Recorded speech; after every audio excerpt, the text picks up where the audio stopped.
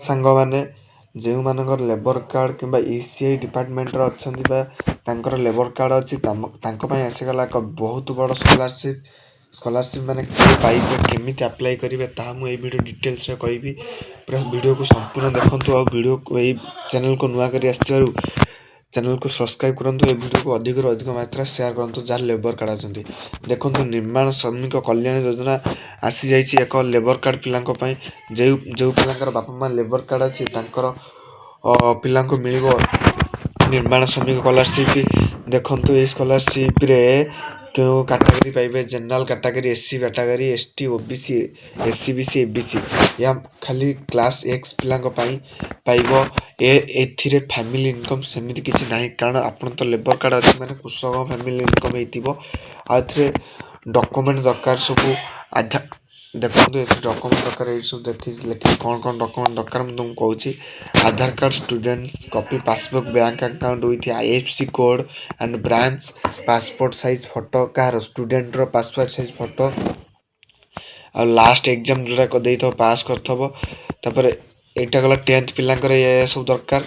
ତାପରେ ହେଲା 12th ପିଲାଙ୍କର। ଦେଖନ୍ତୁ 12th ପିଲା ବି କାଟାଗୋରୀ ସବୁ କାଟାଗୋରୀର 12th ପିଲା କରିପାରିବେ।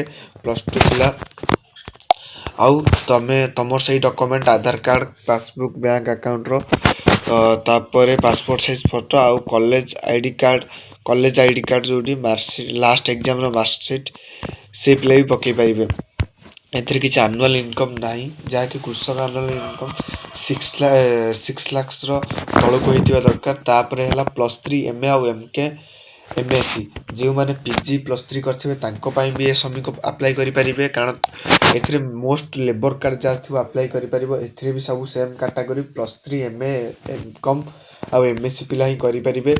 ଏଥିରେ ଡକୁମେଣ୍ଟସ୍ ହେଲା ଆଧାର କାର୍ଡ଼, ଷ୍ଟୁଡେଣ୍ଟସ୍ର ଆଧାର କାର୍ଡ଼, ତାର ବ୍ୟାଙ୍କ ଆକାଉଣ୍ଟ, ତାପରେ ହେଲା ଲାଷ୍ଟ ଏକ୍ଜାମ୍ ଯେଉଁଟା ହେଇଥିବ last exam, passport size photo, college ID card ଏଇସବୁ ଦରକାର।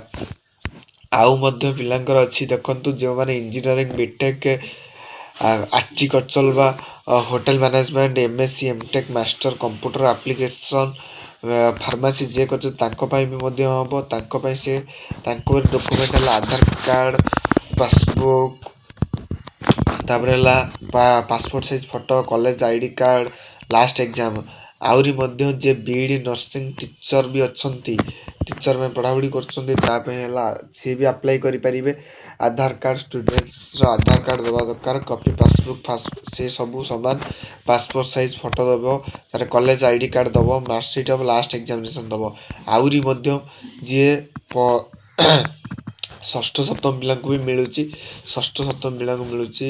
ଆଉ ଅଷ୍ଟମ ପିଲାଙ୍କୁ ମଧ୍ୟ ମିଳୁଛି, ନବମ ପିଲାଙ୍କୁ ବି ମିଳୁଛି। ଏଟା କ୍ଲାସ୍ ଆରମ୍ଭ ଷଷ୍ଠ କତିରୁ କରିକିନି 6th ଆରମ୍ଭ କରି ଅପ୍ ଟୁ ଲାଷ୍ଟ ଯିଏ ଟିଚର୍ ଫିଚର୍ ବି ପଢ଼ାପଢ଼ି କରୁଛନ୍ତି, BEd BPEd ଏଇ ଲାଗି ଏ ସମସ୍ତଙ୍କୁ ବି ମିଳୁଛି। ଦେଖନ୍ତୁ ଏଇ ଯେଉଁ ଶ୍ରମିକ ଯୋଜନା ଓନ୍ଲି ଲେବର କାର୍ଡ଼ ପିଲାଙ୍କୁ ହିଁ, ଲେବର କାର୍ଡ଼ ଯାହାର ଥିବ ଏଠା ମିଳିବ, ଲେବର କାର୍ଡ଼ରେ ମିଳିବ। ଆଉ ତା ଛଡ଼ା ଅଧିକ ପିଲାଙ୍କୁ ମିଳିବ ନାହିଁ। ଯାହାର ଲେବର କାର୍ଡ଼ ନାହିଁ ଏ ସ୍କଲାରସିପ୍ ପାଇପାରିବେ ନାହିଁ, କାରଣ ଲେବର